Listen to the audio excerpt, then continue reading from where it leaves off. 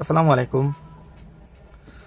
তো বন্ধুরা, অনেকদিন পর চার্জার রিপেয়ারের ভিডিও নিয়ে আসলাম। তো আমার হাতে দেখতে পাচ্ছেন একটা ল্যাপটপের চার্জার। তো এটা 65 ওয়াট। তো দেখতে পাচ্ছেন এটা 19 ভোল্ট, 19.5 ভোল্ট, 3.5 এম্পিয়ার মতো। তো ম্যাক্স 65 ওয়াট মতো সাপোর্ট করে। তো এটা আমার মামার চার্জার। তো উনি ল্যাপটপ চার্জে দিত, তো বলছে যে লুজ কন্ট্যাক্ট ছিল, এভাবে পুড়ে গেছে। তো চলুন এটা আজকে মেরামত করে দেখাবো। তো বন্ধুরা, এটা আমরা এখন খোলার চেষ্টা করব। দেখতে পাচ্ছেন এটা একদম লাইভ দেখানোর চেষ্টা করব আপনাদের। খুব টাইট। ওরে বাবা, কি অবস্থা বন্ধুরা! দেখুন দেখুন বন্ধুরা, কিভাবে পুড়ে গেছে একদম।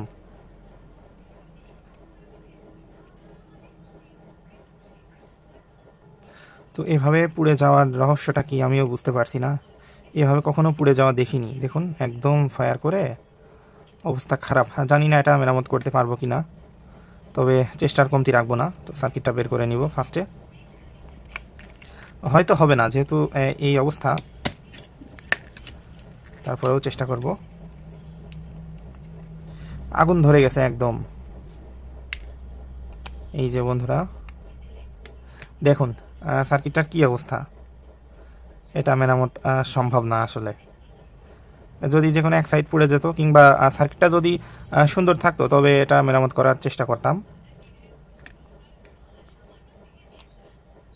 অবস্থা খুবই খারাপ দেখুন। তো বন্ধুরা, আসলে এটা মেরামত করার জন্যই কিন্তু চেষ্টা খুললাম। তো ভেবেছিলাম যে এটা করে দিব, কিন্তু দেখুন ভিডিও করলাম, আমি কিন্তু লাইভেই খুলে দেখালাম। আমি কিন্তু এটা আগে থেকে খুলে কিন্তু দেখিনি। তো সরাসরি এই দেখুন একদম পুড়ে কয়লা হয়ে গেছে। এভাবে কার্ডটা কি কখনো পুড়েছে কিনা কমেন্টে জানাবেন। দেখুন কি অবস্থা, একদম কয়লা হয়ে গেছে এটা। এই যে আমাদের মেন যে ফিল্টার ক্যাপাসিটর, এটাও ফেটে গেছে। তো সম্ভবত তো এখানে হয়তো হাই ভোল্টেজ ঢুকেছিল, অথবা লুজ কন্ট্যাক্ট ছিল। তো তার জন্য এই যে হাই ভোল্টেজ ঢুকে ক্যাপাসিটরটা ফেটে শর্ট সার্কিট হয়ে একদম পুড়ে গেছে এসি সাইডটা। এই যে দেখুন একদম কয়লা হয়ে গেছে একদম। তো আসলে এটা আর মেরামত করার চেষ্টা করব না। তো আপনারা যারা চার্জার রিপেয়ার বা যে কোনো ইলেকট্রনিক্স গ্যাজেট রিপেয়ারের জন্য আমার কাছে পাঠাবেন, অবশ্যই একদম একটু চেক করে পাঠাবেন। হয়তো নষ্ট হয়ে গেছে সামান্য, সেগুলো পাঠাতে পারেন। আর এই ধরনের পুড়ে যাওয়া সার্কিট না পাঠালেও হবে, কারণ এগুলো আসলে পসিবল না রিপেয়ার। পসিবল না বললেও ভুল হবে, এটাও কিন্তু রেডি করা সম্ভব। এসি সাইডটা ওকে করে, যেহেতু ট্রান্সফরমারটা ভালো আছে। তো এটা আর মেরামত করব না, তো এইভাবেই এটা রেখে দিব। এটা কিছু করার নাই আসলে। তো যারা ধৈর্য সহকারে দেখলেন তাদেরকে ধন্যবাদ। আর অবশ্যই লাইক, কমেন্ট এবং সাবস্ক্রাইব করে পাশে থাকুন। ধন্যবাদ সবাইকে। আজকে এ পর্যন্তই।